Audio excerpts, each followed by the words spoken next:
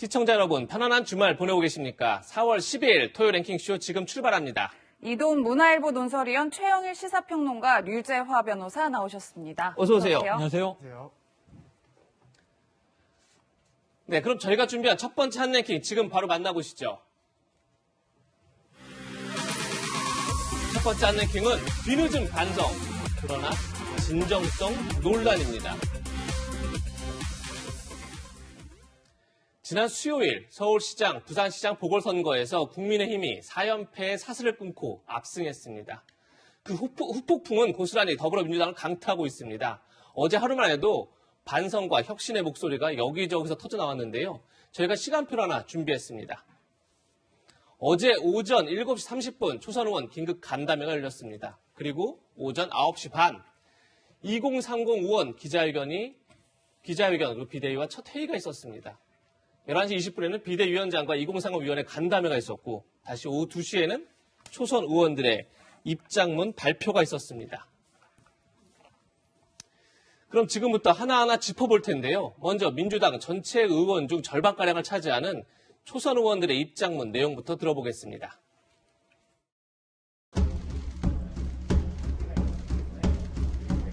더불어민주당의 당원 당규에 의하면 이번 보궐선거에서 민주당은 후보를 공천하지 않았어야 합니다.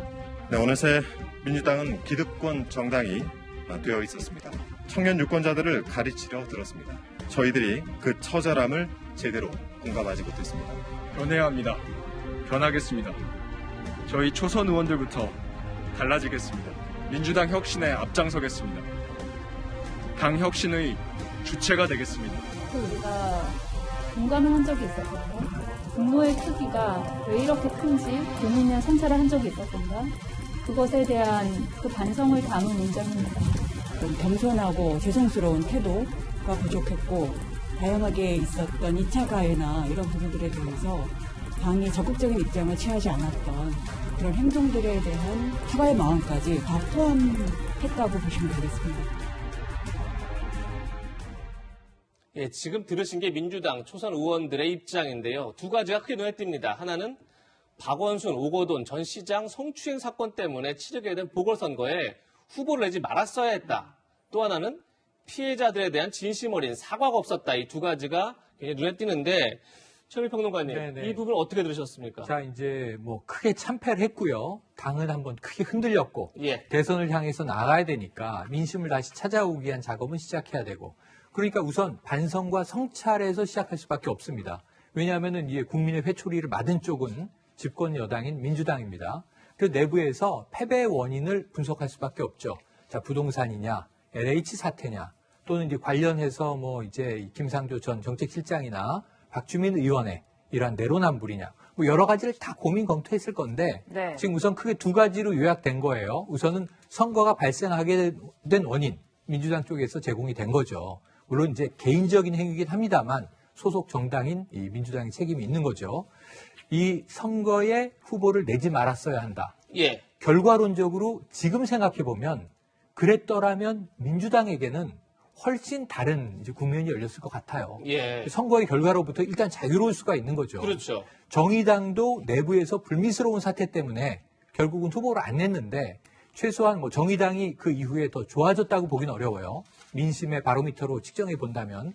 하지만 선거 결과로부터는 자유롭습니다. 그리고 계속 내부에서 쇄신을 해야 되는 거거든요. 네. 결과론적으로는 참 바람직한 분석인데 문제는 냈다는 거죠. 내지 말았어야 했는데 냈잖아요. 참패했고요. 그러니까 이것은 이제 이 뒤늦은 후회인데 그래도 원인 진단으로는 한번 해볼 만하고 그다음에 이제 이 진정 어린 사과가 없었다. 이 부분은 지금도 사과가 있는지는 좀 다시 들여다봐야 돼요. 왜냐하면 선거 과정에서 최근까지 이 피해 호소인 3인방을 사퇴시켜달라. 박영선 후보에게 피해자가 기자회견으로 욕을 합니다. 예. 그런데 세 분이 사퇴는 하지만 본부장과 대변인에서는 그 다음에 선거에 활동을 안 했네요. 활동을 다 했어요. 그리고 그게 다 SNS에 남아 있어서 그렇죠. 네. 계속 문제가 됐었습니다. 그렇다면 이런 부분에 있어서는 진정 어린 사과가 없었는가를 떠나서 최소한의 이 배제도 이루어지지 않았던 점, 이건 조금 더 철저하게 다시 한번 짚어봐야 될 것 같은데 저는 이 사과의 맥락은 맞다고 봅니다. 하지만 아직은 국민들에게 다 이것이 이해되고 전달되기에는 더 많은 시간, 더 많은 노력이 필요하다. 이렇게 보겠습니다. 네, 앞서 보신 것처럼 민주당 초선 의원들 후보를 내지 말았어야 했다고 이야기는 하고 있지만 지난해 민주당에서 당원 당규까지 바꿔가면서 시장 후보를 낼 때에는 특별히 다른 목소리를 내지는 않았었습니다. 문재인 대통령도 당원 개정을 두고 이런 이야기를 했었는데요. 함께 들어보시겠습니다. 제가 당대표 시절에 만들어졌던 당원에는 이렇게 단체장의 규칙 사유로 이제 거리가 될 경우에 재보선에 후보를 내지 않는다라는 규정이 있었습니다. 그러나 당원은 우리 헌법이 고정불변이 아니고 국민의 뜻에 의해서 언제든지 헌법이 개정될 수 있듯이 당헌도 고정불변일 수는 없습니다. 민주당의 당원들이 당헌을 개정하고 또 후보를 내기로 결정한 것이기 때문에 나는 민주당의 선택 그리고 민주당 당원들의 선택에 대해서 존중하는 그런 생각을 가지고 있습니다. 네, 위원님, 앞서 보신 것처럼 상황이 이렇다 보니까 일각에서는 이 민주당 초선들의 사과가 너무 늦은 것 아니냐, 혹은 진정성이 없다, 이런 지적들이 나오고 있어요. 늦었더라도 반성하고 사과한다면은 그건 받아들여야 되는 얘기죠. 반성과 사과가 없었던 것보다는 훨씬 낫죠. 다만 이제 아직 국민 전체의 입장으로서 완전히 신뢰할 수 없는 것은 그동안 사실 초선들이 앞장서서 청와대와 당 지도부의 어떤 전이라고 할까 아니면 수족이라고 할까 이런 역할을 해왔기 때문에 좀 더 지켜봐야 될 것 같고 어제 이제 쭉 지금 화면에 나오는 초선 의원분들 특히 2030 의원들 발표문을 보면은 성추행 문제, 2차 가해라든지 문재인 대통령의 인사 문제, 그다음에 위선과 내로남불 문제, 그다음에 조국 추미애 짚을 것들은 상당히 짚었어요. 네. 그런데 이제 초선 의원 81명, 특히 어제는 간담회도 한 50여 명, 이 초선 의원들의 뜻이 다 일치하는지, 어제 발표문에 다 일치하는지, 예를 들어서 청와대 출신 윤건영, 고민정 의원은 저게 동조하는 건가요? 그리고 이른바 검찰개혁에 앞장섰다는 김남국, 김용민, 황운하 이런 분들은 저 뜻에 동조하는 건가요? 아직은 좀 분명하진 않죠. 어차피 50명이든 80명이든 굉장히 많은 숫자입니다. 그래서 모든 초선 의원들의 뜻이 일치하지는 않을 거예요. 예. 일부는 새 지도부가 구성이 되면 아마 바람보다 먼저 몸을 눕히고 그쪽에 가담할 사람들도 굉장히 많을 겁니다. 그러나 일부는 진정성을 가지고 어제 발표를 실행해 나갈 사람도 있어요. 그렇게 된다면 그분들의 국민들로부터 그분들은 진정성을 인정을 받고 향후 정치하는데 굉장히 이제 주목을 받게 되겠죠. 네. 전체 초선 의원들의 입장문 발표와 별도로 민주당 내 2030 청년 의원 5명이 따로 기자회견을 열기도 했습니다. 여기선 이런 얘기가 나왔습니다.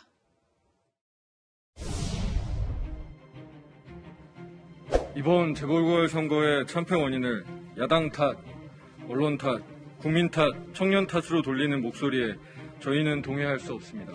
검찰개혁은 종전에 많은 국민들이 공감하는 정책이었으나 추미애, 윤석열 갈등으로 점철된 추진 과정에서 국민들의 공감대를 잃고 말았습니다. 조국 전 장관이 검찰개혁의 대명사라고 생각했습니다. 내로남불 비판을 촉발시킨 정부 여당의 인사들을 재산 증식과 이중적 태도에도 국민에게 들이대는 냉정한 잣대와 조치를 들이대지 못하고 억울해하며 몇 명의 일관해왔음을 인정합니다.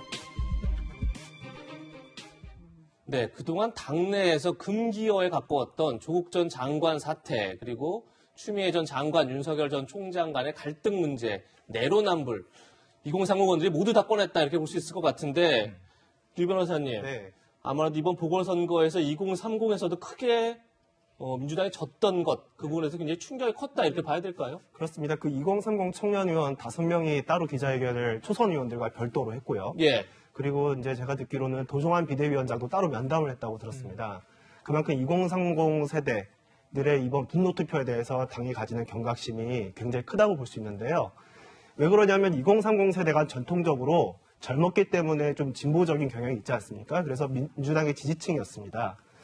그리고 이 2030 세대의 투표 성향이 단순히 그 2030 세대만 국한되는 것이 아니라 다른 세대까지 영향을 미쳐서 약간 전체 투표 분위기를 이끌어가는 경향이 있거든요. 예. 그래서 2030 세대의 이 분노 투표 이탈은 민주당 입장에서는 굉장히 이제 심각한 문제라고 볼 수 있습니다. 그렇다면 2030 세대가 왜 이렇게 분노 투표를 하게 되는가 그 원인을 좀 짚어볼 필요가 있을 것 같은데요. 먼저 2030 세대는 경쟁에 대해서는 굉장히 친화적입니다. 하지만 경쟁이 굉장히 공정해야 된다는 그 공정성에 굉장히 방점을 찍고 있습니다. 근데 이번 이제까지 말씀 나눴듯이 조국 전 장관 사태라든가 LH 사태에서 위선과 내로남불, 불공정성이 두드러졌지 않습니까? 근데 그거에 대한 분노가 있었던 것 같고요. 또 하나는 뭐냐면 2030 세대는 이념과 진영에 구애받지 않습니다. 2030 세대는 개인의 가치, 또 자유, 실용 이런 가치들을 중심으로 굉장히 아주 현실적인 투표를 하기 때문에 기존에 이제 민주당이 해왔던 방식과는 좀 맞지 않았던 것이 있고요. 마지막으로 2030 세대는 권위가 위선적일 때는 특히 크게 반발하는 경향을 보입니다. 그래서 이런 부분들 2030 세대의 투표 성향이랄까요? 이런 것들을 잘 고려해서 민주당이 이제 개선 방향을 잡아야 될 것으로 보입니다. 네. 앞서 보신 영상에서 조국 전 장관을 검찰개혁의 대명사로 생각했다며 자성의 목소리를 낸 오영환 의원. 지난해 영입 당시에는 이런 이야기를 했었습니다. 함께 들어보시겠습니다.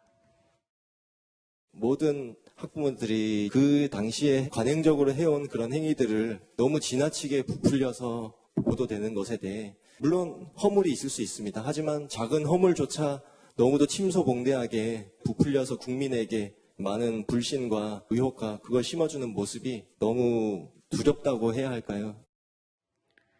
네, 평론가님 함께 네. 보셨지만 지난해 1월만 해도 이 조국 전 장관 사건을 두고 관행적으로 해온 행위들이 너무 지나치게 부풀린 점이 있다. 이런 취지로 답변을 했는데 좀 입장이 달라졌다. 저희가 이렇게 평가할 수 있을까요? 입장이 달라졌죠. 저 땐 이겼고 지금은 졌습니다. 지금은 왜 졌는지 원인 분석을 하다 보니까 저 때는 민주당의 기류는 오 의원만은 아니에요. 저 기류도 사실은 그때는 좀 더 전향적인 거였어요. 훨씬 더 강력하게 조국 전 장관과 그 일가 사태에 대해서 반검찰 대립각을 세우던 상황이거든요. 그래서 저 표현은 어떤 거냐면 윤리적 문제는 있을 수 있다. 근데 이제 조국 전 장관 일가의 특수한 문제가 아니다. 기득권층에서는 다 이 자녀들을 저런 식으로 대학 보내는 관행이 공공연히 있어 왔던 것 아니냐. 거기에 속했기 때문에 윤리적 비판할 수 있지만 검찰의 과도한 수사는 무리하다라는 이 비판의 맥락이에요. 지난해에는. 근데 지금은 어떤 거냐 하면 사실은 또 지난해 12월에 정경심 교수가 징역 4년이라는 입시 비리가 다 인정이 되고요. 네. 사모펀드 문제도 일부 인정이 되고요. 이래서 이제 이 법적 판단을 내린 상황이다 보니까 국민들의 시각으로 보면 문제가 있었던 것 아니냐. 당시 민주당은 왜 그렇게 조국 가족을 싸고 돌았느냐 하는 게 비판이 이번 심판에 담겨 있다고 해석을 하고 있는 거죠. 네. 그러니까 입장 전환은 필요하다고 볼 수 있습니다. 그래서 그 입장 전환을 했고 이번에는 그러한 문제가 이번 패배의 원인이다. 따라서 국민들과 다른 결의 입장을 가졌던 것을 사과한다. 어찌 보면 지난해는 틀렸고 지금은 바로 잡겠다라는 의미거든요. 네. 그러면 그 이제 바뀐 것 자체를 우리가 비판하기는 어렵고 바뀌어야 하는 것이죠. 어떤 면에서는. 네. 그런데 오히려 지금 설명해야 할 것은 그때는 왜 그랬는가의 문제인데 지금도 그때의 문제가 남아있고 민주당 내에도 다른 결의 입장들이 있거든요. 그렇죠. 이것을 어떻게 조화롭게 만들 것인지 민주당 안에는 숙제가 크게 남아있습니다. 네. 최영일 평론가께서 바뀌어야 하는 것이다 이렇게 지금 규정을 해주셨는데 2030 의원들 바뀌겠다 이렇게 밝힌 상황에서 민주당 게시판 그리고 일부 커뮤니티에서는 이 초선 의원들을 비난하는 글들이 쏟아지고 있습니다. 지금 저희가 몇 개를 추려봤는데 초선들 관리 안 하십니까? 이런 글도 올라와 있고요. 초선들 왜 그렇게 살아요? 초선들 정신 차려요. 초선들 나가라.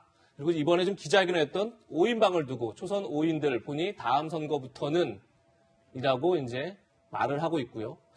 굉장히 비판적인 글들이 많은데 이런 당내 강성 지지층들의 문제, 논란 사실 처음은 아니죠. 그런데 과연 초선 의원들이 이런 분위기 속에서 계속 자기 목소리를 낼까 이런 이제 걱정이 드는데 이도원 의원님 보실 때는 어떠십니까? 지금 우리가 화면에서 보고 있는 이른바 친문 강성 지지자들의 어떤 주장이라는 것이 과연 우리 사회의 상식과 맞는 건지 이성과 맞는 건지 합리성과 맞는 것인지 이거는 우리 초선 의원분들이 보기에도 충분히 판단할 수 있을 겁니다. 저분들이 과연 민주당의 자산인지 아니면 부채로 전락했는지 그 부분도 초선 의원들이 충분히 판단할 수 있다고 보고 이번 선거를 기회로 해서 우리 여당의 초선 의원분들, 야당 초선 의원분들도 마찬가지입니다. 한번 내가 왜 정치를 하는지 이걸 한번 아주 심각하게 성찰해야 될 때가 됐다고 봅니다. 그냥 유명해지고 싶어서 권력을 잡고 싶어서 아니면 월급 받기 위해서 정치한다면은 그분은 그냥 이제 이 정치권에서 아마 먼지처럼 아마 사라지게 될 겁니다. 그렇지 않고 그래도 뭔가 이 사회가 좀 올바른 방향으로 가는데 기여하겠다. 그런 생각을 갖고 어떤 소명의식을 갖고 있다면 그래도 앞으로 이 정치권에서 뭔가 본인의 역할을 찾을 수 있겠죠. 아니면 좀 더 큰 가치, 뭐 산업화, 민주화 또는 뭐 어떤 특권 철폐 이런 게 될 수 있을지 모르겠습니다. 그런 명확한 자기의 뜻을 갖고 정말 일로 매진한다면 역대 대통령들처럼 큰 정치인들이 될 수 있습니다. 그거는 본인이 결심하고 실행하게 달렸어요. 그런데 저런 친문 강성 지지자들의 뭐 어떤 댓글이라든지 주장에 휘둘린다면 아마 두 번째, 세 번째는 굉장히 어렵고 먼지처럼 전락하는 첫 번째 정치인 부류로 가기가 굉장히 쉬울 겁니다. 네. 이렇게 여권 내 강성 지지층 문제는 어제 오늘의 이야기는 아닙니다. 유인태 전 국회 사무총장은 강성 지지층을 두고 이런 이야기를 했습니다. 함께 들어보시겠습니다. 그동안에 쭉 해온 모습이 요 아주 강성 지지층의 요구를 받아준 거 아니에요, 전부. 그러니까 그러면 자꾸 떨어져 나가요. 그 사람들이 태극기 부대처럼 언어 폭력은 계속 되온 거 아니에요. 그러니까 중도가 밥맛 떨어지게 만드는 거 아니에요. 강성 지지층한테 요구에 다녀가지고는 희망이 없는 거죠. 네, 류 변호사님, 일단은 강성 지지층을 태극기 부대랑 비교하면서 굉장히 강도 높게 비판을 하고 있는데 어떻게 들으셨어요? 강성 친문 세력을 태극기 부대에 비유한 것은 사실 그분들이 실체가 어느 정도 있는지 모르겠지만 서로 들으면 기분 나쁠 이야기인 것 같아요. 근데 이제 어떤 점에서는 뭐 타당한 부분이 있습니다. 뭐냐면 이 강성 친문 세력이나 태극기 세력이나 이 두 양대 정당의 당내 의사결정을 주도하고 이끌어가는 세력들이라는 점에서는 공통점이 있습니다. 한국의 정당 정치가 좀 독특한 부분이 있는데요. 뭐냐면 이제 대부분의 선출직 공직자들을 양대 정당에서 배출하지 않습니까? 그런데 재미있는 것은 대부분의 우리 국민의 대표를 양대 정당에서 배출을 하는데도 불구하고 국민의 대부분은 정당의 당원이 아니란 말이에요. 정당의 주인은 당원이다 말이죠. 그 얘기는 뭐냐면 지금 당심과 일반 대중의 민심과 괴리될 수가 있다는 겁니다. 그래서 강성 친문 세력 그리고 태극기 세력은 각 당의 당심을 이끌어갔던 분들이기 때문에 그들에게 너무 경도되면 민심과 당심이 괴리되는 문제점이 발생할 수 있죠. 그래서 이번 선거 결과를 귀감 삼아서 민주당이든 국민의힘이든 이 당내 강성 세력이 주도하는 당심과 일반 상식 민심, 일반 대중이 주도하는 민심 사이에 조화를 꾀해야 될 과제를 안고 있습니다. 네, 당심과 민심 사이에 조화를 이루어야 된다 이런 말씀하셨는데 보궐선거 참패 책임을 둘러싸고 이렇게 갈등이 격화되고 있는 상황이죠. 그런 가운데 어제 처음으로 민주당 비상대책위원회 회의가 열렸습니다. 도종환 비상대책위원장의 일성 한번 같이 들어보시죠. 저희의 부족함이 국민께 크나큰 분노와 실망을 안겨드렸습니다. 그 무엇도 그 누구의 탓도 아닙니다. 모든 책임은 오직 저희에게 있습니다. 더 꾸짖어 주십시오. 마음이 풀리실 때까지 반성하고 성찰하겠습니다. 민심 앞에 토달지 않겠습니다. 변명도 하지 않겠습니다. 패배 원인을 신속하고 면밀하게 분석해 선거 백서에 빠짐없이 기록하겠습니다. 네, 도종환 비대위원장은 통렬한 반성의 일성을 내놨는데 도종환 비대위원장이, 그러니까 도종환 의원이 비대위원장을 맡은 것을 두고 민주당 내에서는 쇄신의 진정성이 없다 이런 쓴소리도 나옵니다. 그 목소리도 함께 들어보시죠. 벼랑 끝에 선 정도의 절체절명의 위기에 당이 선 건데 국민의 눈높이가 아니고 또 우리 당내 특정 세력의 눈높이로 그 후보를 뽑는다면 그 쇄신의 그 진정성이 생길 수 있느냐. 쇄신의 당 얼굴로서 당내 특정 세력의 대표를 내세웠다. 그렇다면 솔직히 그거는 면피성 눈 가리고 아웅 하는 식이 될 거고 국민 이 사람들이 아직도 국민을 바보로 보는 거 아닌가 이렇게 보일 수 있지 않을까 해서.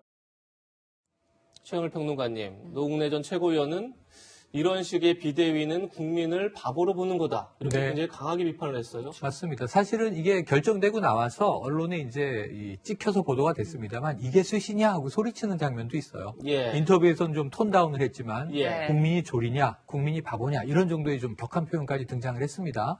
그러니까 이게 지금 민주당 내 상황을 입체적으로 보여주는 장면이에요. 네. 뭐냐면 지금까지는 모두 민주당 내에 친문이 아닌 의원이 있습니까? 이렇게 얘기했거든요. 예. 친문이십니까? 비문이십니까? 다 친문이었죠.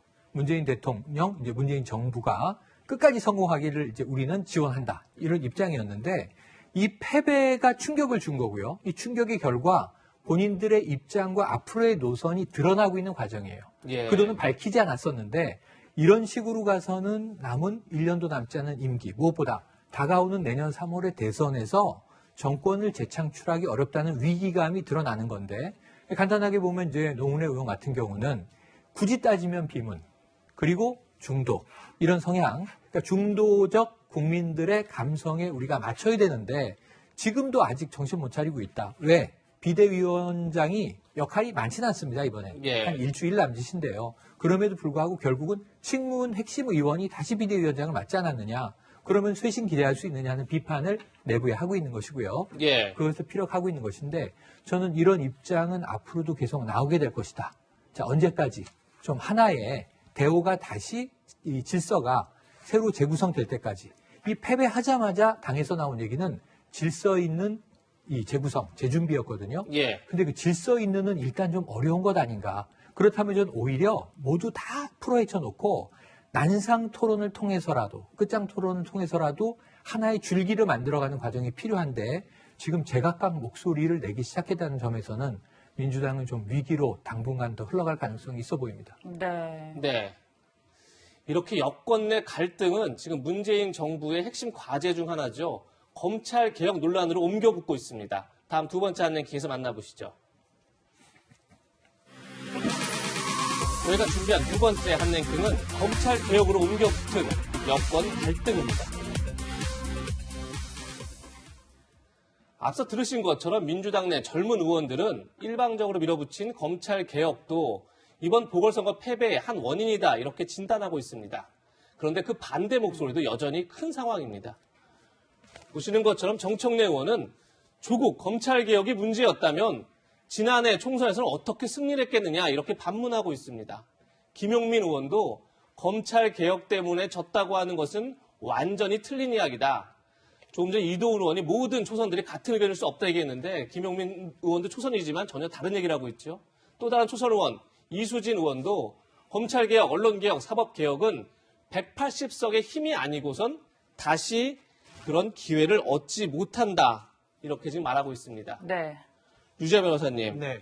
지금 검찰 개혁을 두고 국민적 공감을 얻지 못했다는 쪽이 있고 한편에서는 지금 아니면 기회가 없다 이런 쪽도 있습니다. 굉장히 날카롭게 대립하고 있는데 어떻게 보십니까? 저는 지금 여권에서 추진했던 검찰 개혁이 국민적 공감을 얻지 못했고 그게 이와 같은 선거 결과로 이어졌다고 생각합니다.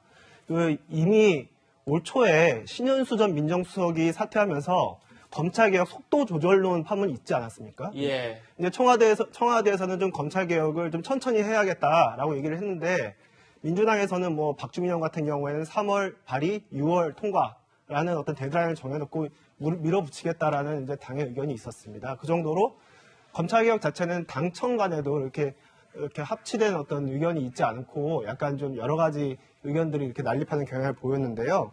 먼저 국민은 두 가지를 중점적으로 본 것 같습니다. 첫 번째, 현재 검찰의 수사를 받고 있는 피의자들이 주도하는 검찰 개혁에 과연 정당성이 부여될 수 있겠느냐 문제입니다. 두 번째는 뭐냐면 이미 검찰 개혁의 일환으로 진행된 제도 개혁이 있습니다.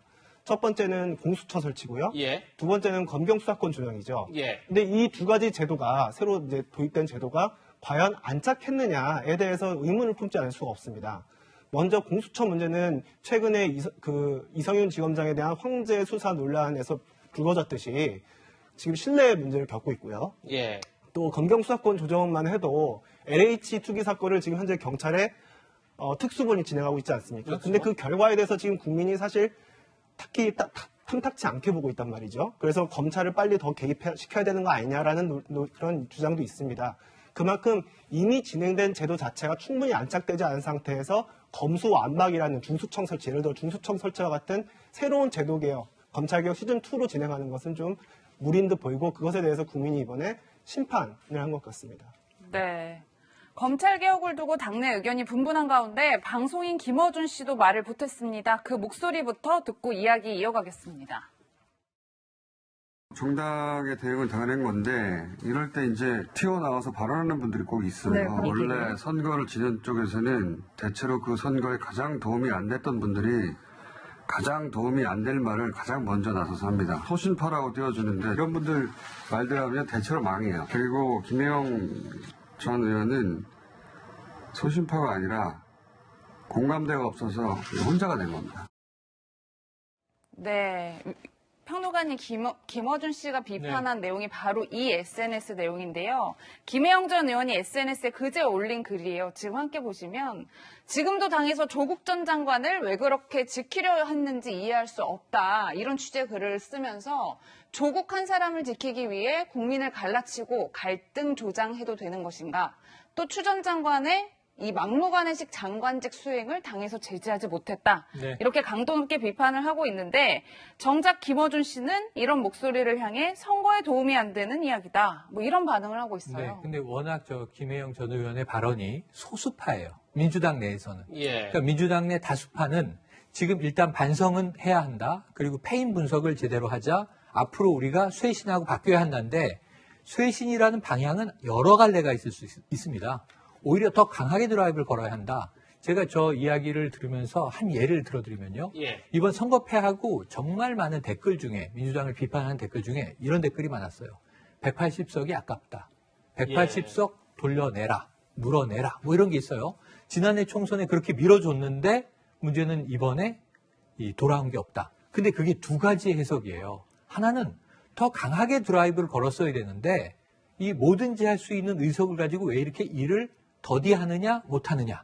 예. 또 한쪽은 엉뚱한 방향으로 하느냐. 엉뚱한 방향으로 하느냐라고 질책하는 쪽이 왜 조국에 집착하고 검찰개혁만 그렇게 이제 올인을 했느냐는 비판인 거예요. 네. 오히려 민생도 챙겼어야 하지 않느냐. 또 이제 다른 것들도 많은데 왜 국민들을 더 편리하고 행복하게 해주지 못했느냐는 질타죠. 180석으로. 근데 한쪽은 검찰개혁에서 왜 졌느냐예요. 조국 장관 왜 졌어? 추 장관은 왜 졌어? 왜 윤 총장을 조치하지 못했어? 사실은 직권 배제도, 직무 배제도 실패했죠. 예. 그리고 징계도 실패했죠. 그리고 이제 임기는 못 채웠지만 사실은 스스로의 의지로 사직하고 정권을 강하게 비판하면서 지금 야권의 대권 주자 1위가 돼 있지 않습니까? 이런 상황을 보면 결국은 검찰 조직에 윤 전 총장에게 이 조국 전 장관이 그리고 이 추미애 전 장관이 다 패배한 거 아니냐. 박범계 장관도 지금 별로 힘 못 쓰고 있는 거 아니냐. 이런 비판인 거거든요. 더 강하게 드라이브 걸어라는 목소리가 있는 것이고 그다음에 이거 완화해라. 방향을 선회하라라는 목소리가 있는데 그 사이에서 지금 고민이 있는 거예요. 대혼란이에요. 대혼란인데 아직까지 김혜영 전 의원의 저 발언에 대한 일명 소신파에 대한 지지는 예. 민주당 내에서만 보면 높은 편은 아니다. 네. 국민 전체로 보면 높은 편이죠. 예. 사실은 저게 중론일 수 있는 거죠. 그런데 여기에 대해서 민주당이 어떻게 반응할 것인지가 지금 굉장히 이제 중요한 대목이고요. 김어준 이 공장장 진행자의 경우에도 마찬가지로 지금 당내 의견의 다수 입장을 대변한 것으로 볼 수 있습니다. 예. 네. 최영할 평론가께서 이 검찰 개혁을 둘러싼 민주당 내 여론을 아주 잘 정리해 주셨는데 방금 전에 보신 김혜영 전 최고위원의 글에서 눈에 띄는 게 있습니다. 바로 추미애 전 장관의 거친 언행과 절차 이것이 문제였다라는 이제 대목인데요. 과연 과거 추 전 장관의 발언은 어떤 게 있었는지 다시 한번 들어보시죠. 이번 인사는 법무부 장관, 검찰총장이 인사를 전혀 듣지도 않은 채 인사를 강행을 했습니다. 결국은 명백히 검찰청법 34조에 위반되는 인사라는 거죠. 그렇게 생각 안 하십니까? 제가 위반한 것이 아니고요. 검찰총장이 저의 명을 거역한 것입니다. 저의 지시를 절반을 잘라 먹었죠. 장관의 말을 겸허히 들으면 좋게 지나갈 일을 세상 지휘랍시고 해가지고 일을 더 꼬이게 만들었어요. 네, 그래서 제가 제 지시를 하겠다. 내 말을 못 알아들었습니다. 아들 수사건하고 관련이 있는 거 아닙니까? 차관으로 관련난 게? 예? 소설을 쓰시. 네, 추미애 전 장관에 이어 박범계 장관까지 검찰과 지금 날카롭게 대립하고 있는데 이를 두고 민주당 조응천 의원은 이렇게 말했습니다. 전 정권 적폐 수사 과정의 피의사실 공표는 착한 공표이고 조국 가족 수사 과정에서의 공표는 나쁜 공표냐. 그러면서 요즘 법무 검찰을 보면 자꾸 고려시대 무신정권의 행태가 떠올라 씁쓸하다 이런 얘기를 했는데 자 조금 전에 피의사실 공표 문제는 다시 차후 얘기하기로 하고 이동 의원님 법무검찰을 보니까 고려시대 무신정권 행태가 떠오른다. 저건 어떤 뜻일까요? 고려시대는 이제 대대로 그 귀족들하고 그 과거 시험에 합격한 그 문신들이 통치를 해왔는데 고려 말에 그 최 씨를 비롯한 여러 무신들이 칼과 창으로 무력으로 정권을 뒤엎고 수십 년간 통치를 했습니다. 그때 이제 주로 생각보다는 힘으로 밀어붙이는 그 통치를 했는데 그걸 빗댄 거고 마치 문재인 정권 들어서 법무부 행정과 검찰 수사가 머리는 없고 힘으로만 특히 뭐 국회 의석 180석, 입법부, 사법부, 행정부를 장악한 권력의 힘으로만 밀어붙이려고 한 거 아니냐 이 얘기를 한 거고 조금 구체적인 사건으로 얘기하면은 울산 그 선거개입 의혹 사건, 월성 1호기 조기 중단 사건, 뭐 라임 옵티머스 이렇게 정권에 불리한 수사들은 어떤 식으로든 막고 윤석열 전 검찰총장의 가족 문제라든지 한동훈 검사장의 뭐 수사 관련된 문제라든지 이런 데서는 무리하게 그 수사를 하지만 결국 기소조차도 못하는 이런 상황을 지칭하고 갔고 특별히 그 최근에 이제 박범계 그 이성윤 지검장의 사례도 드는 것 같은데 이 지검장 같은 경우에는 본인이 지금 김학의 그 전 법무차관 불법 출금 사건과 관련돼서 수사받는 처지가 됐는데 오히려 수사하는 검사들 휴대전화 통화 내역을 내놔라 이런 식으로 나오니까 이런 것도 적반하장이고 무신정권의 행태 아니냐 이 점을 비꼰 것 같습니다. 네. 그럼 조금 전에 지금 조응천 얘기한 것처럼 피의사실 공표 논란도 계속 있고 있는데 그 논란도 한번 짚어보겠습니다. 조응천 의원은 피의사실 공표 논란을 두고 착한 공표가 있고 나쁜 공표가 있느냐 이렇게 지금 문제 제기를 하고 있는데 최근 이성윤 서울중앙지검장은 김학의 전 차관 불법 출금 사건과 관련해서 청와대 개입 의혹을 수사하고 있는 수사팀에 휴대전화 통신 내용 제출을 지시한 바 있습니다. 보시는 것처럼 김학의 전 차관 불법 출금 사건이 청와대가 개입했다 이런 언론 보도가 나오자 이성윤 지검장이 담당 수사팀에 휴대전화 통신 내역을 제출하라 이렇게 지시한 건데요. 수사 상황 보도 경위를 조사하겠다는 겁니다. 과거 전 정권 적폐 수사 때도 피의사실 공표 논란이 있었는데 지금 조응천 의원은 그때는 왜 침묵하고 지금은 문제 삼느냐 이렇게 좀 지적한 겁니다. 그러자 박범계 장관도 이렇게 밝혔습니다. 오늘 오전에 올린 글인데요. 박범계 장관은 피의사실 공표하면 저는 노무현 대통령님이 떠오릅니다. 최근 피의사실 공표가 관심을 끌게 된 것은 의미 있는 일이다. 이번엔 네 편, 내 편 가리지 않는 제도 개선 반드시 이룹시다. 이렇게 강조하고 있는데 유재 변호사님, 지금 여권 내에서 이 피의사실 공표 감찰을 두고 굉장히 두 가지 의견이 있어요. 어떻게 보십니까? 그 조응천 의원의 얘기는 뭐냐면 피의사실 공표판 내로남불 주장입니다. 뭐냐면 우리 편이 하는 피의사실은 로맨스고 남의 편이 하는 피의사실 공표는 불륜이라는 거죠. 이제 사실 저는 그 주장이 좀 타당하다고 보이는데요. 좀 설명을 먼저 피의사실 공표죄에 대해서 먼저 좀 설명을 드리겠습니다. 우리 형법 126조는 수사를 하는 공무원은 직무를 수행하면서 알게 된 피의 사실을 공소 제기 전에 공표해서는 안 된다. 공표하면 형사처벌 받도록 규정하고 있습니다. 그러니까 당연히 이거는 범죄예요. 범죄니까 우리 편, 뭐 남의 편 가릴 것 없이 당연히 문제가 되면 수사도 해야 되고 감찰도 해야 되는 겁니다. 근데 문제는 뭐냐면 여러 가지 사례가 있겠지만 저는 이문정 검사 가지고만 얘기를 해보겠습니다. 지금 최근에 한명숙 전 총리 모해 위증 사건 교사 관련해서 한바탕 논란이 있었지 않습니까?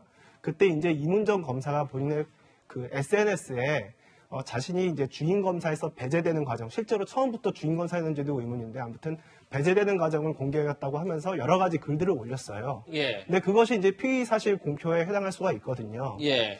근데 이제 만약에 박범계 장관이 저 SNS 글이 진정성을 가지려면 지금 현재 그 뭐 청와대발 기획사정이라고 이제 일컬어지는 그런 어떤 일련의 피의 사실 공표 문제와 관련해서만 감찰을 할 것이 아니라 이문정 검사부터 일단 감찰을 해야 되는 겁니다. 게다가 이문정 검사는 피의 사실 공표뿐만 아니라 공무상 비밀 누설죄로 고발까지 되어 있는 상태거든요.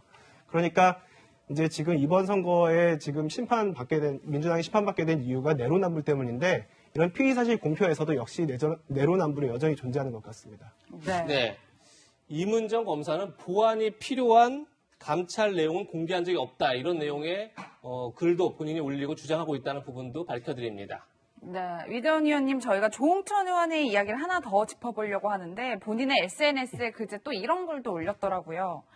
이성윤 지검장을 향해서 누가 누구를 조사하라 말하는 겁니까? 스스로 먼저 조사를 받고 지시를 하든가 말든가 라면서 피의자 신분검사장이 후배들 힘 빼는 지시는 참 잘도 하시네요 라는 취지로 비판의 글을 올렸어요. 어제 올린 건데 위원님께서는 어떻게 보셨어요? 앞으로도 여권 내에서 검찰 개혁이나 혹은 앞으로의 정권 수사를 두고 굉장한 갈등이 있겠다 이런 이야기들도 있더라고요.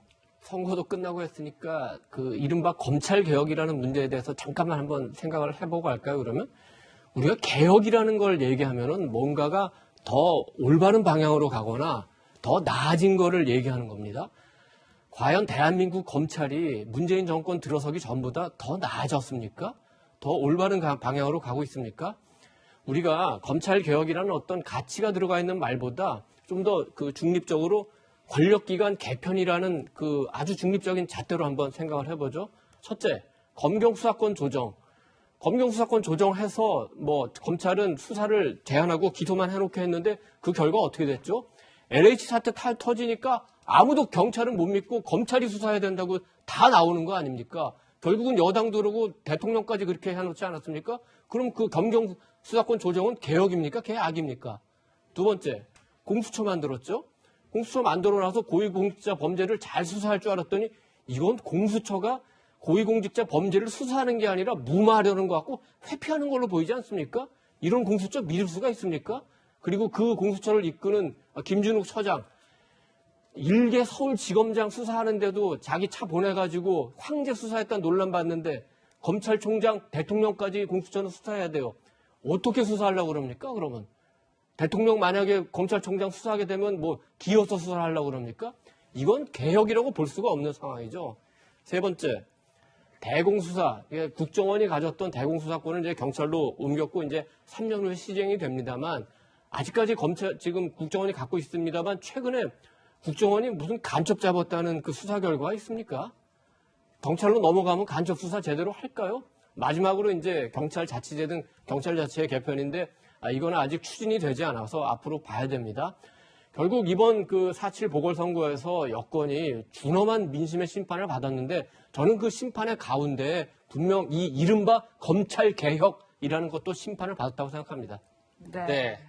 이도훈 의원께서 검찰개혁 관련해서 굉장히 다양한 이제 비판들을 해주셨는데 물론 검찰권 남용에 대한 우려도 많았다. 그래서 검찰개혁도 필요하다. 이런 의견도 많다는 점도 같이 밝혀드리겠습니다. 네.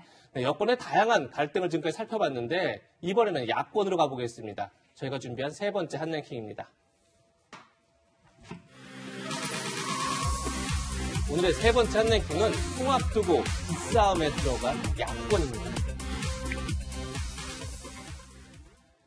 야권은 이번 보궐선거를 통해서 5년 만에 승리를 거머쥐었습니다. 그런데 벌써부터 차기 당권 그리고 야권 통합의 주도권을 두고 기싸움이 한창입니다. 먼저 국민의힘 초선 의원들도 민주당 초선 의원들처럼 어제 성명을 냈는데 이 문구가 논란이 됐습니다. 승리에 취하지 않고 당을 개혁해 나가겠습니다. 청년에게 인기 없는 정당, 특정 지역 정당이라는 지적과 한계를 극복해 나가겠습니다. 이제는 구시대의 유물이 된 계파 정치를 단호히 거부하고 오직 국민만 바라보는 한 팀이 되겠습니다. 예, 지금 김혜지 의원이 초선 의원들을 대표해서 성명서를 낭독했는데 바로 특정 지역 정당이라는 지적과 한계를 극복하겠다. 이 대목이 논란이 되고 있습니다. 네. 이를 두고 주호영 당대표 권한대행은 이렇게 반박했습니다. PK당, TK당 하는 것은 실체가 없다. TK나 PK가 기득권을 가지고 당 운영을 좌지우지한다는 것은 없기 때문에 지금 초선 의원들의 저 말처럼 스스로 한계를 짓는 그런 용어들은 조심해서 사용해야 한다. 이렇게 경고성 멘트를 보냈다. 이렇게 볼 수 있을 것 같은데 최근 평론가님은 지금 어떻게 보십니까? 뭐 정도의 차이로 주관적으로 받아들이는 정도는 다를 것 같아요. 주호영 지금 이제 원내대표는 조금 저게 문제가 있다고 받아들이셨는데 지금 현재 분위기를 보면 저건 오히려 당이 잘 되는 것에 약간 저는 찬물을 끼얹었다고 봐요. 왜냐하면 이 지난해 총선은 뭐 워낙 이제 참패했던 국민의힘이 참패했던 선거이기 때문에 하나의 지표가 될 수 없고 이제 특이 사례고 그동안의 선거들을 쭉 보면 우리가 늘 선거 분석할 때 이 방송에서 얘기를 해왔습니다. 주로 호남 기반으로 민주당이 약진했고 영남 기반으로 이제 국민의힘이나 또 다른 이름의 보수 정당이 약진했고 주로 수도권은 진보 성향이 강했다. 근데 이번에 그야말로 저 김종인 전 비대위원장이 떠나면서 천재일우의 기회를 놓쳐서는 안 된다. 그렇지 않으면 보수 정당이 소멸될 수도 있다 얘기했는데 그게 왜냐하면 서울에서 압승을 했어요. 25개 자치구가 모두 다 국민의힘을 우위로 찍은 거예요. 뭐 강남은 특별히 더 높았습니다만 이런 경우는 없습니다. 그럼 이때 이 국민의힘이 할 일은 뭐냐면 수도권 민심을 붙들어 놔야죠. 전 초선 의원들의 진정성은 거기 있다고 생각을 해요. TK나 이 PK를 비판하려는 것보다는 과거에는 그 지역을 중심으로 우리가 득표했는데 서울도 우리가 장악할 수 있다는 자신감을 이번 선거가 주었다. 그럼 수도권을 한번 우리 보수의 아성으로 만들어보자. 어떻게? 민심에 부응해서 잘해서 이런 강조를 했던 거라고 보는데 그거를 당 지도부가 슬쩍 밀어주면 얼마나 좋아요. 조금 저 말을 수정하면서. 근데 그 말에 브레이크를 거는 듯한 발언을 하니까 아니라고 했지만 아닙니까? 하고 정말 물어보면 아닙니까? 영남 지역에 우리가 늘 텃밭, 보수의 텃밭, 보수의 심장부, 대구, 경북 이렇게 불러온 거 아닙니까? 그렇게 스스로도 얘기해왔어요. 스스로도. 선거 때는 한번 꼭 우리가 밀어줘야 됩니다. 이런 얘기를 꼭 해왔어요. 심지어는 선거 때 또 뭐 여러 가지 구호도 등장을 했어요. 그런데 지금은 마치 아닌 것처럼 얘기를 하시면 초선 의원들의 저 의미 있는 미래지향적인 진정성에 저는 좀 제동을 거는 것 같아서 지도부와 초선 의원의 얘기가 마치 다른 것처럼 우리가 해설을 해야 되잖아요. 저런 저 토를 달지 않으셨어도 좋았을 텐데 하는 생각을 해봅니다. 네, 이도훈 의원님 앞서 평론가님께서 당 지도부가 밀어주면 얼마나 좋겠냐 이런 말씀 주셨는데 그런데 일각에서는 그 초선 의원들의 이 성명을 두고 배후가 있을 것이다 이런 해석들도 나오고 있는데 그 이유가 뭔가요? 배우라는 거는 아마 지금 성명을 주도한 분들이 그 특정 그 잠재적인 대선 후보하고 이제 가까우니까 그분이 좀 이렇게 해서 당을 흔들려고 하는 거 아니냐 이렇게 얘기한 것 같은데 이번 선거를 계기로 국민의힘도 굉장히 이제 중요한 갈림길에 놓여 있죠. 초선들도 아까 이제 여당 초선 의원만큼 고민이 굉장히 많을 겁니다. 지금 56명의 초선이 있는데 그 중에서 한 10여 분은 그래도 김종인 전 위원장이 굉장히 당을 잘 이끌어 선거를 승리를 이끌었으니까 김종인 위원장을 다시 한번 모시는 게 어떠냐 생각을 갖고 있는 것 같고 또 그 정도 숫자 되는 10여 명은 그래도 이제 우리 당 중심으로 하고 그래서 지금까지 이제 함께 당을 이끌어 뭐 주호영, 김기현, 그다음에 정진석 이런 분들 중심으로 한번 해보는 게 어떠냐는 생각도 있고 또 다른 분들은 이제 아까 말했던 그 특정 그 대선 주자라든지 이런 분을 중심으로 하는 게 어떠냐고 이렇게 한 서너 갈래로 그 생각이 나눠져 있습니다. 그거 자체를 무슨 비판할 건 아니죠. 그런 식으로 여러 가지 생각이 서로 이렇게 경쟁하다가 하나의 뜻을 모아지는 거니까 그 부분은 이제 잘 해결하길 바라고 다만 이제 주호영 그 원내대표의 인식에 대해서는 조금 그 고민이 부족한 게 아닌가 하는 좀 생각은 있습니다. 지금 아까 말한 이제 영남당과 관련한 문제인데 사실 그 영남당이라고 이제 굳이 비판하지 않아도 호남을 포기한 당이라는 그 비판은 받을 수가 있을 것 같습니다. 작년 총선 때 그 호남의 지역구가 28개가 있는데 16곳에 공천을 하지 않았어요. 제일 야당이라면 집권하려는 정당이라면 그렇게 해서는 안 되죠. 어떤 식으로든 공천을 했어야 되는데 마치 영남에 집중하기 위해서 또는 호남에서는 우리가 홀대받는다는 걸 보여주기 위해서 일부러 공천을 다 하지 않은 거 하는 의심까지 받을 수 있지 않습니까? 그렇게 해서는 다음 대선에서도 다음 총선에서도 이기가 힘들어요. 왜냐하면은 호남에 지금 전라 남북도하고 강주에 사는 유권자 수는 전체 한 10% 정도 되지만 수도권에 있는 그 호남 출신 인구까지 합치면 한 20에서 25% 정도가 되는데 전체 유권자의 4분의 1에서 5분의 1을 포기하고 어떻게 저기서 선거에서 이기겠습니까? 또 하나 영남당 비판을 받는 이유가 뭐냐면 아직도 정치적으로는 이제는 소멸한 것 같은 박근혜 전 대통령의 향수에 대해서 어떻게 좀 기대고 있는 그런 마음도 남아있지 않는가, 이런 부분들이 있는 것 같습니다. 네. 이런 가운데 주호영 국민의힘 당대표 권한대행과 안철수 국민의당 대표가 지난 8일 재보궐선거 다음 날이죠. 회동을 가졌다는 보도가 나왔습니다. 이 자리에서 합당에 대한 논의가 오간 것으로 알려졌는데 국내 측에선 일단 지도부 구성 등 여러 과제들 중에서 합당 문제 정리가 최우선이다. 그래서 합당에 관한 안 대표의 입장 정리가 필요하다. 이런 의견을 전달한 것으로 알려졌고 안철수 대표는 당내 의견 수렴이 먼저다. 이렇게 약간 선을 긋는 듯한 그런 얘기를 한 것으로 알려지고 있는데 류지아 변호사님, 앞으로 야권은 아무래도 통합 문제가 가장 중요하고 관심을 많이 받을 그런 사안 중 하나인데 지금 일단 바로 8일날 만났다니까 앞으로 야권 통합 급물살 탈까요? 어떻게 보십니까? 일단 이견이 없는 것이 이번 4.7 보궐선거의 압승은 국민의힘이 자체적으로 굉장히 잘해서가 아니라 반사 이익으로 이렇게 압승하게 됐다는 것이 국민의힘 스스로도 인정하고 있는 건 아니겠습니까? 그렇죠, 예. 그 얘기는 이제 우리가 흔히 윤석열 총장에게 이제 하는 표현으로 국민의힘이 현재 반사체지 발광체가 아니라는 겁니다. 예. 그렇다면 지금 섣불리 어떤 야권 재편이라든가 이런 정치공학적인 논의에 나서기보다는 이번 보궐선거의 결과를 이제 수고해서 본인들이 자체적으로 발광하기 위한 자강의 노력을 해야 된다고 저는 생각하는데요.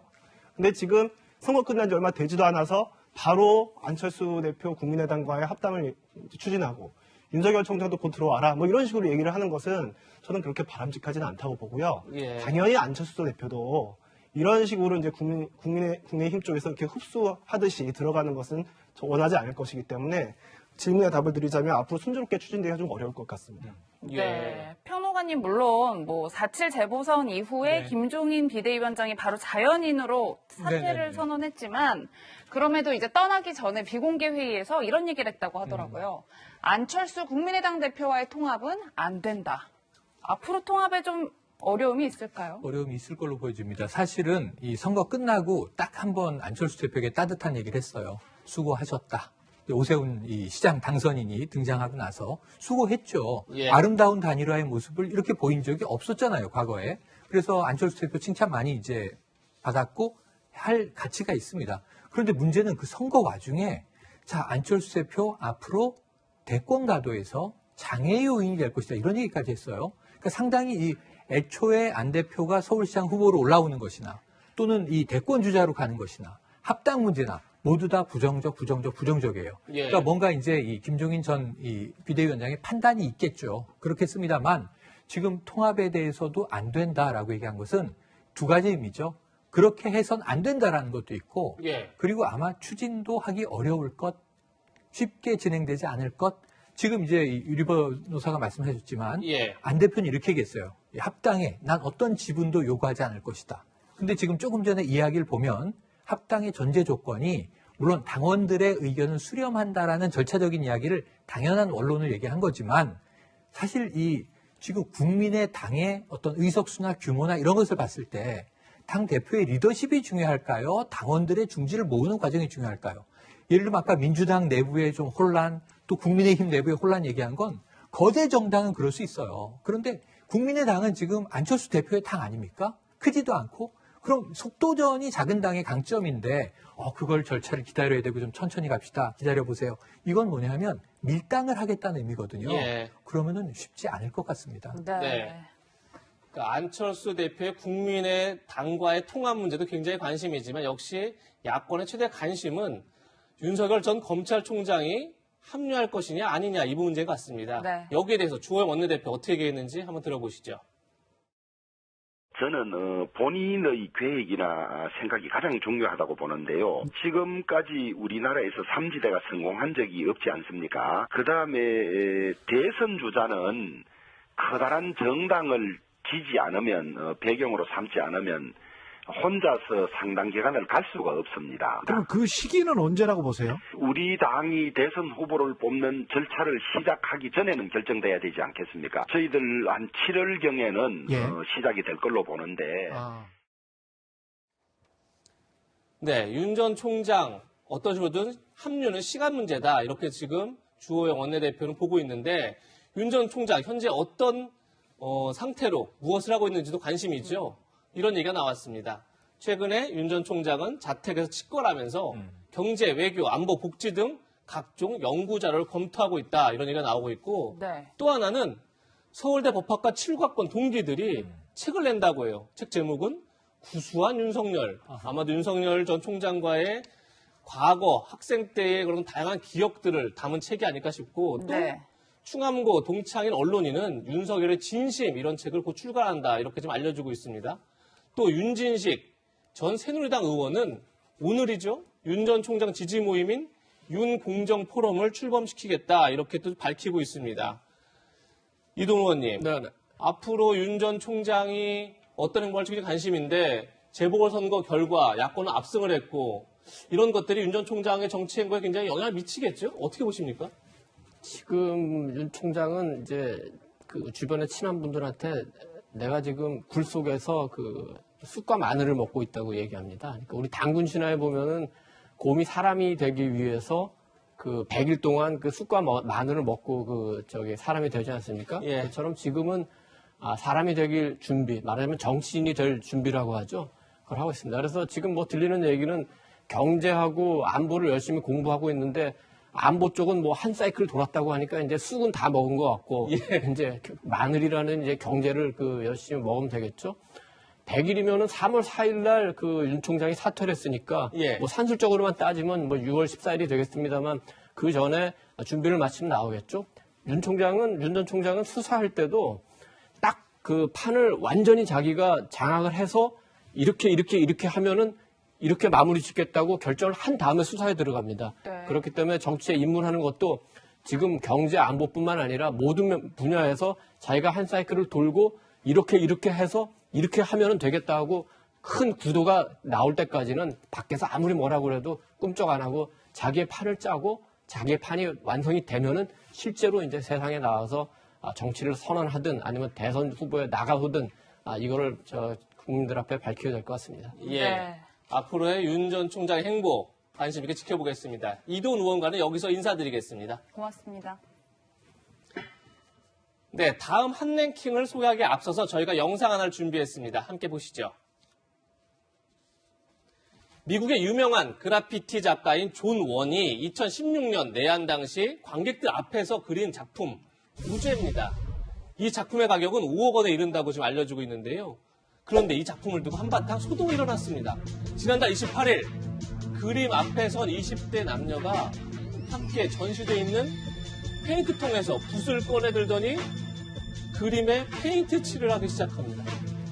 초록색 페인트를 작품에 덧칠한 건데요. 관객 참여형 작품을 착각했다 이렇게 얘기했다고 합니다. 지금 전시장에는 그림 복원 전문가가 찾아와서 작품 상태를 살펴보고 있습니다. 복원 전문가의 이야기도 직접 들어보겠습니다. 복원을 한다면은 정말 거의 이 작업만 하면은 한 최소 2주 정도는 걸리지 않을까 생각을 합니다.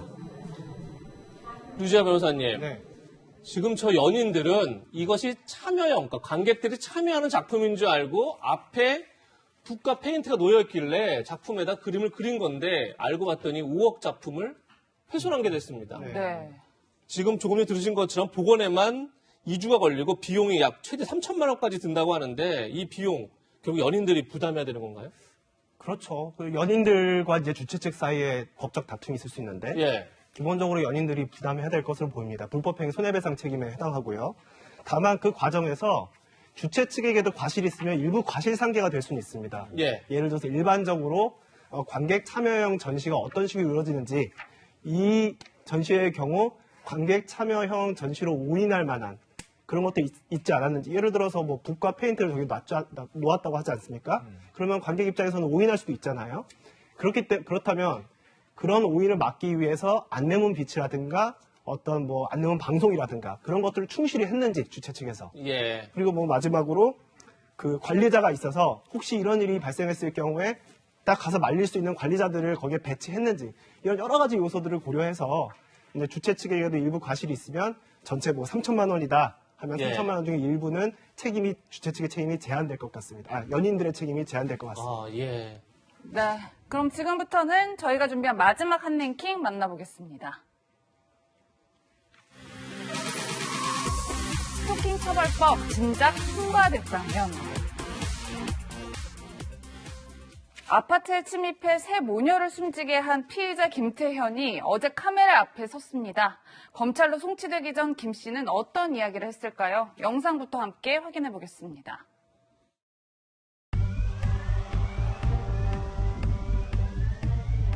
유가족분들에게 하고 싶은 거 없습니다. 지금 하겠습니다. 잠깐만 좀 놔주시겠어요? 팔 좀 놔주시겠어요? 네.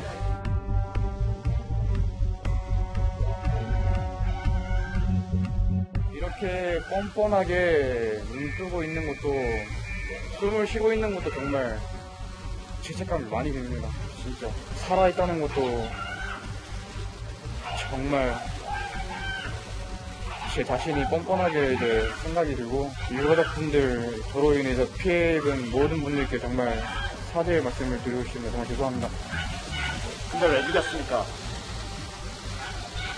마스크 한번 벗어줄 생각 있나요? 네.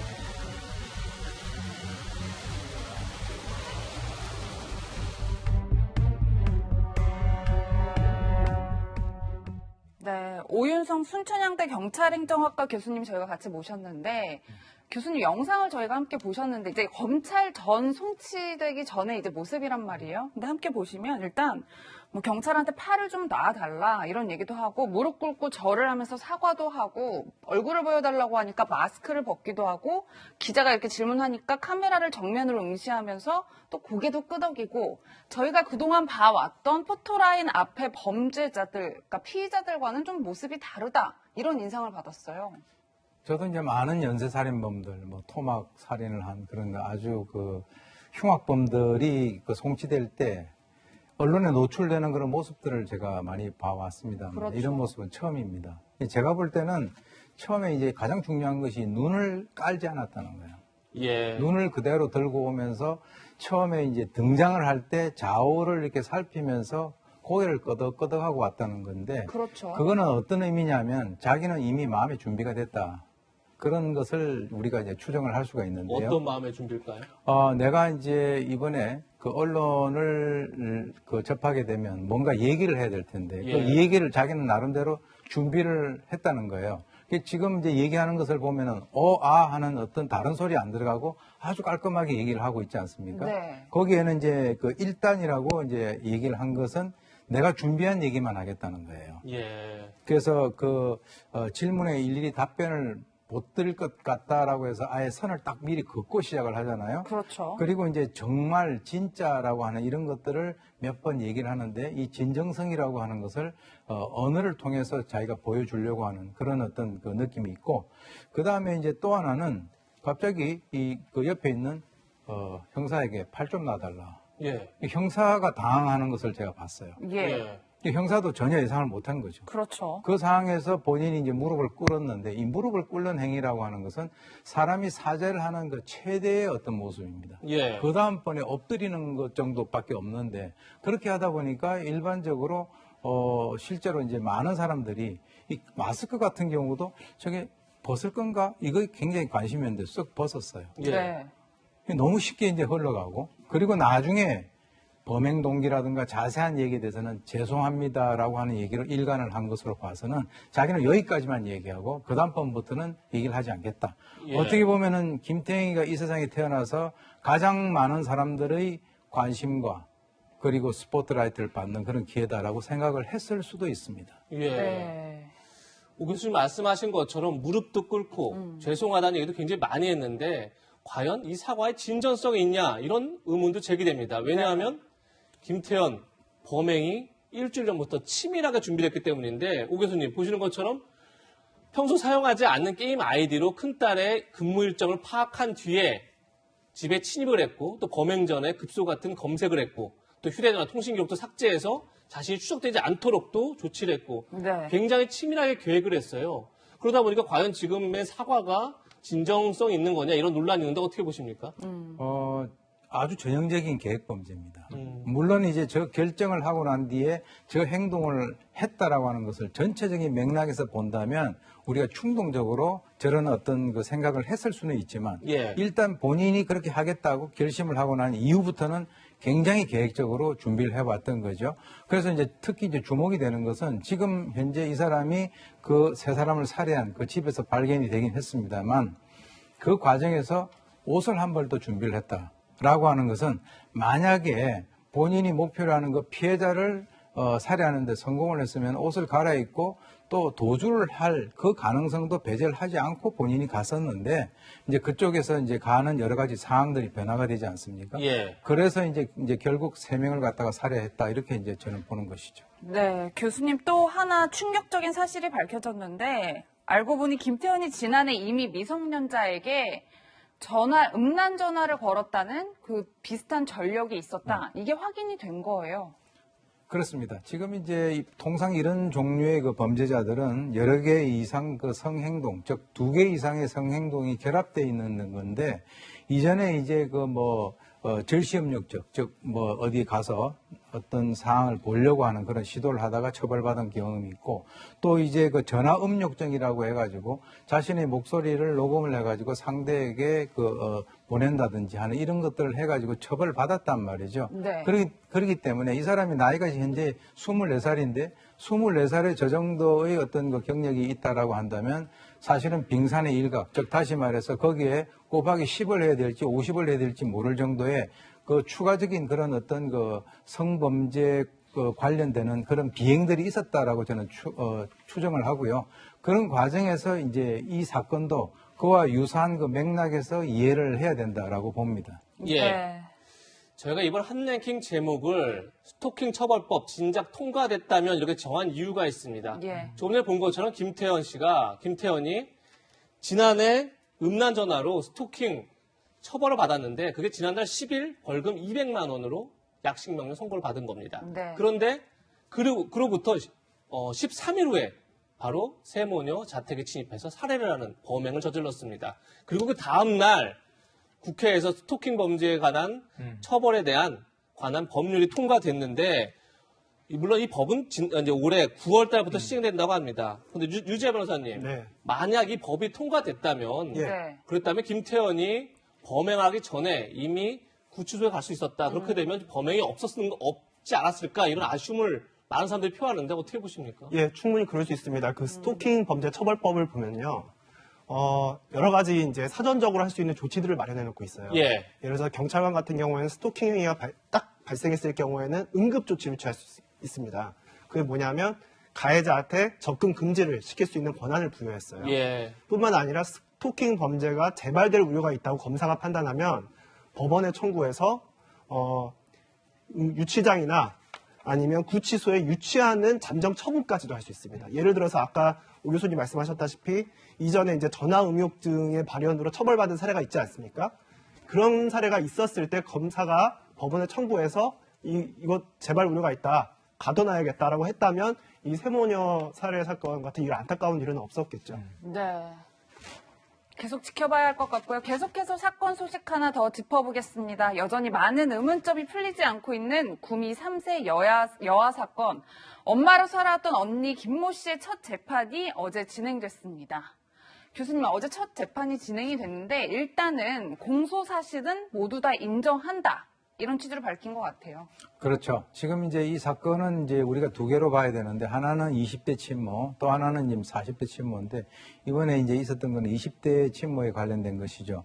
근데 이제 사실 그 공소 사실을 전부 다 인정한다라고 하는 것은 어떤 논란의 여지가 없는 사실이에요. 네. 예, 논란의 사실이 없는데 이제 문제는 뭐냐면 이 사람의 어떤 심적인 것을 보게 된다면 이 근본적으로 이 여성으로서의 어떤 모성이 있는가라고 하는 그런 것에 대해서 의문을 우리가 들 수밖에 없고, 왜 그러냐면 이 동물 중에서도요, 이 새끼를 낳고 난 이후에 돌보지 않는 그런 그 특성을 가진 동물들이 있긴 있어요. 그런데 사실은 여기서 좀 문제가 된 것이 뭐냐면 이 아이를 방치해서 그렇게 죽게 만들고 난 이후에 양육수당을 갖다가 그동안에 꼬박꼬박 받아왔다는 거죠. 예. 그 다음에 이제 또 하나 좀 특이한 것이 이 아이를 홀로 놔두고 떠나기 직전에 이 아이가 먹던 분유를 인터넷에 올려가지고 그것을 갖다 팔았다는 거죠.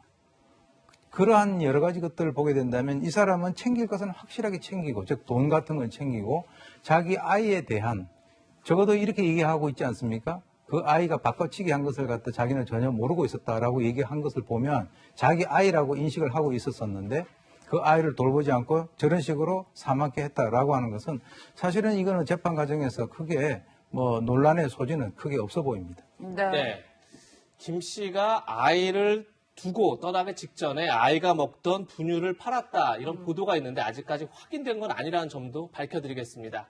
김 씨의 변호인은 김 씨가 살해 의도는 없었다, 이렇게 주장했습니다. 함께 목소리 들어보시죠. 애초에 그 살해 계획을 가지고 의도를 가지고 이렇게 막은 것은 아니고, 이 사건 당시에는 이제 출산과 겹쳐지면서 예기치 않게 집을 장기간 비우게 되면서 피해자가 사망에 이르는 것입니다. 원래는 하루 이틀 정도 집을 비우고 다시 아이를 보러 가곤 했었는데 출산 기간하고 겹쳐지면서 보름 이상 집을 비우니까 이제 그때는 이제 인식을 한 거죠. 아이가 잘못됐을 거라는 걸. 그게 이제 두렵기도 하고 그래서 가족들도 좀 멀리 하게 됐고. 본인 딸이 아니었다는 거. 그 부분에 대해서는 아직까지도 피고인도 좀 놀란 부분이고, 전혀 몰랐고, 모친이 임신하고 출산했다는 그런 사실도 전혀 알 수가 없었다는 입장이에요. 변호사님, 지금 공소사실은 다 인정한다면서도 살해 의도는 없었다. 이걸 어떻게 봐야 되나요, 저희가? 일단 공소사실 다 인정하면은 고의도 인정하는 셈이어서 이게 사실 일부 고의만 부인하기가 힘들거든요. 일단 변호인이 근데 저렇게 주장하는 이유는 제 추측에는 이게 일반적인, 그러니까 적극적인 행위로 인한 살인이 아니지 않습니까? 법률 용어로 자기에 의한 살인이라고 하는데요. 자기에 의한 살인이 아니라 보호해야 될 의무가 있는 자가 보호하지 않음으로써, 그러니까 부작위에 의한 살인이라고 보죠. 부작위에 의한 살인죄가 성립하려면 그것이 살인과 거의 동일한 수준의 어떤 악한 행위여야 됨이 증명돼야 됩니다. 근데 아마 제 생각에는 공소사실 인정하면서도 고의 부분을 부정한 것은 부작위에 의한 살인은 자기에 의한 살인보다 더 인정되기 어렵기 때문에 그런 고의 부분을 좀 깎아내림으로써 좀 살인죄 부분을 피하려고 하는 게 아닌가 하는 의도가 엿보입니다. 네, 교수님 이제 마무리로 앞서서 이 사건은 20대 친모와 40대 친모로 나뉜다라는 말씀 주셨는데 저희가 이제 20대 친모를 짚어봤다면 오는 22일에 이제 40대 친모 성모 씨에 대한 재판이 진행이 된다고 해요. 일단 그들의 주장은 그의 석 씨와 석 씨의 남편 주장 모두 아이를 낳은 적이 없다. 또 그 남편은 죽은 아이는 딸이 낳았다. 그러니까 김 씨가 낳았다. 나의 아내는 아이를 낳은 적이 없다. 계속 이렇게 주장을 하고 있는데 저희가 이 재판 결과는 어떻게 흘러가야 된다고 예상할 수 있을까요? 일단 그 경찰에서 DNA 검사를 한 것은 상당히 잘한 것 같습니다. 실체적 진실이라고 하는 그런 측면에서. 그런데 이제 중요한 것이 이 20대가 아니고 이 40대 산모가 아이를 놓지 않았다라고 주장을 하는 이유는 핵심이 뭐냐면 아이를 낳았다면 그 아이가 어디 있느냐. 만약에 그 아이를 어떻게 사망케 했다라고 한다면 이제 살인과 연관된 그런 것들이 있기 때문에 적극적으로 이렇게 부인을 하는 것 같은데 지난번에 이런 얘기했어요. DNA의 그 가능성이 99.9999라 그러니까 이 남편이라고 하는 분이 그러면 우리 아내가 0.00001%에 해당이 되지 않느냐라고도 얘기를 했고, 뭐 방송국에서 세계에서 연구를 진행 중이라고 하는데 한 사람이 두 개의 유전자를 가지고 있는 그 가능성에 대해서도 얘기를 했는데 어떻게 이 사람이 그런 여러 가지 어떤 아주 극히 예외적인 것이 되느냐라고 하는 것이죠. 그래서 제가 볼 때는 아이를 안 낳았다라고 주장을 하면 아이를 놓은 사람을 찾아서 그 사람의 DNA를 밝히면은 이것은 쉽게 해결될 문제가 아닌가라고 생각이 듭니다. 네. 오늘 준비한 소식은 여기까지입니다. 세 분과는 여기서 인사드리겠습니다. 감사합니다. 고맙습니다. 네, 저희는 60초 광고 뒤에 돌아오겠습니다. 네, 저희는 다음 주 토요일 더욱 알찬 내용으로 찾아뵙겠습니다. 네, 시청해주신 여러분 고맙습니다.